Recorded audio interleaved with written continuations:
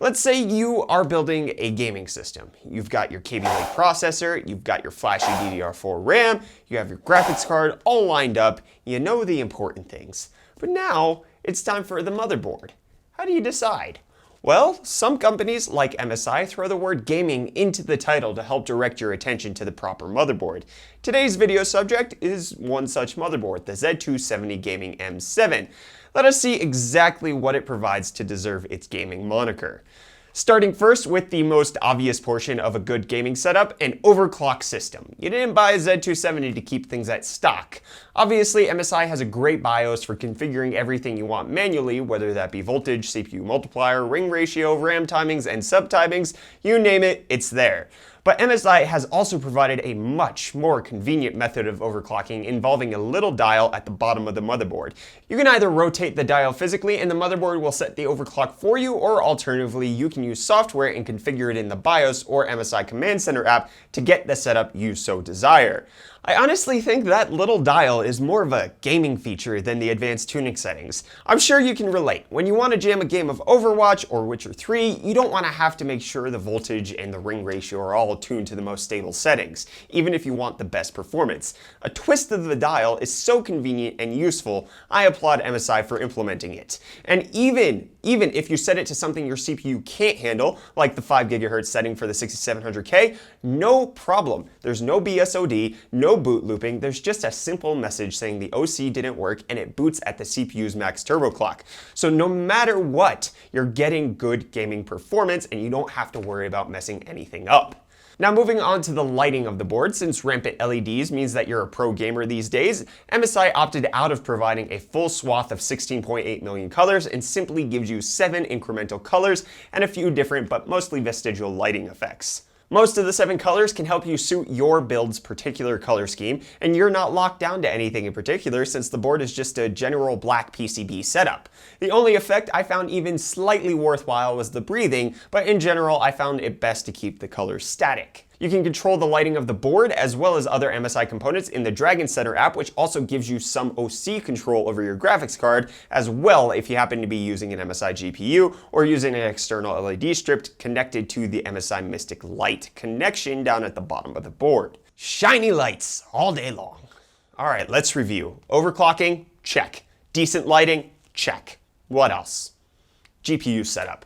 A good gaming setup definitely needs a graphics card, and thankfully MSI has reinforced all 3 of their PCI Express lanes so they won't snap if you're using a behemoth of a card, or 2 with the 2-way SLI support, or all 3 with the 3-way crossfire support that the motherboard has.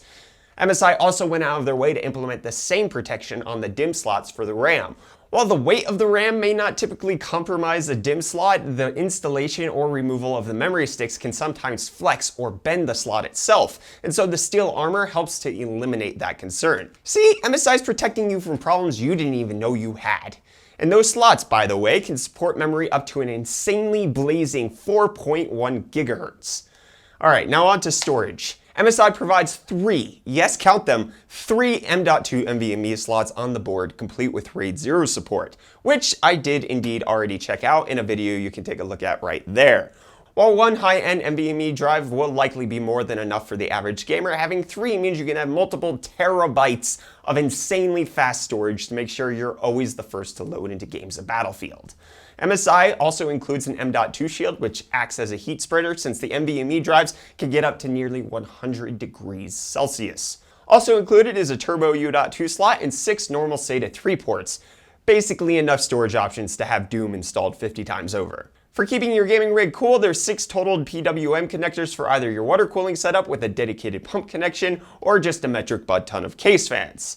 Something going wrong with a new component you're trying to install? Well, MSI has you covered there, as well with the diagnostic code set up at the top of the board, as well as indication lights for which portion of your system might be stopping the computer from posting. Also, to aid the troubleshooting efforts, next to the Game Boost overclocking dial, you have hardware power and reset switches to easily retry booting your system after RAM swaps. It's also a particularly handy setup to have if you keep your system on a test bench like I do. So what else do you need as a gamer? Ports, that's it. You need somewhere to plug in that amazing optical sensor mouse, Cherry MX Speed keyboard, and $200 7.1 headset. On the rear, MSI gives you a PS2 port, just in case, 3 USB 2.0 ports, a clear CMOS button, both HDMI and DisplayPort out if you use integrated graphics, a full gigabit LAN port, 4 USB 3.1 ports, all a varying mixture of Type A, C, Gen 1, and 2. And finally, you have a bevy of audio ports with dedicated audio amplifiers to make sure your in-game audio is crisp. For front connections, you can choose from the typical USB 3, USB 2, or the 200 series motherboard new feature of front USB 3.1 connectors. More or less, you have the ability to plug in nearly everything you could possibly utilize for a game of CSGO. The Gaming M7 motherboard from MSI is in their enthusiast class range, and honestly, it has the feature set to prove the enthusiast title. If you want to have the ultimate desktop gaming experience with a top-of-the-line Intel processor, there's little that MSI leaves you wanting with the M7. A bit more variety on the LEDs would be great, but you can pick up their Gaming Pro Carbon motherboard if you really want an all-out lighting experience.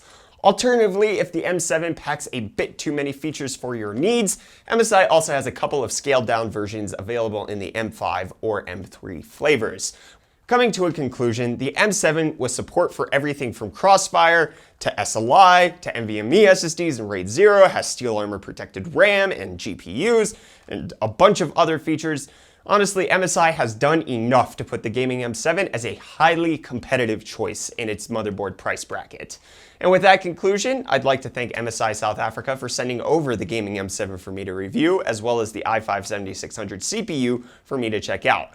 I want to hear from you though. What is your most important feature when looking at a motherboard to buy? Do things like reinforced RAM and PCI Express slots matter to you? Have you ever had a PCI Express slot break on you in order for you to even want that feature? If so, send me pictures.